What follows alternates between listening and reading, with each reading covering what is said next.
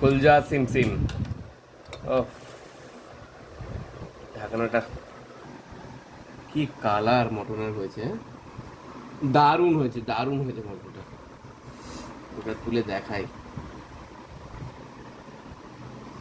আচ্ছা, আলু,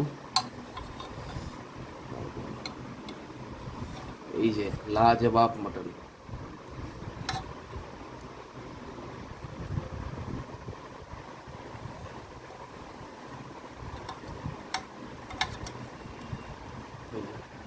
পিসটা শুধু দেখো, ও চরম চরম, যা লাগবে না খেতে।